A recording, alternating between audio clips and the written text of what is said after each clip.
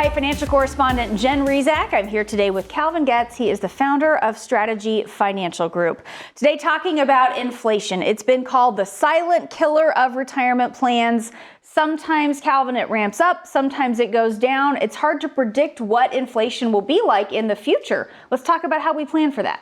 That's right, Jen. So when we build out written retirement income plans, we use the 100-year average, which is about 3.2%. Now, post-COVID, we saw inflation spike as high as 9%, but the Federal Reserve hiked interest rates and was able to cool the economy and slow it down. So now we're seeing inflation currently in the 2.5% to 3% range, which is more on track with about the 10-year average in the U.S.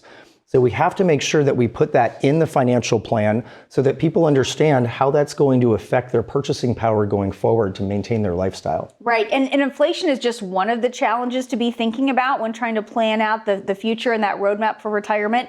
You have some resources that can help identify some of those other risks as well. That's right, Jen. So my team and I have put together this retirement kit because every day that goes by that you don't have a plan in place that helps answer the question, am I going to be okay in retirement? Where are my sources of income going to come from? How am I going to handle healthcare expenses, for example, and a higher inflationary environment in the future potentially?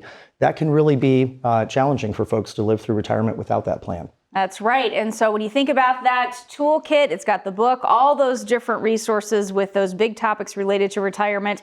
You can get it today. Just call, text, or go online, and you can get Calvin's free retirement roadmap kit. Calvin, thanks for joining me today. Thank you. And thank you for watching this week's Retirement Report. Have a great week.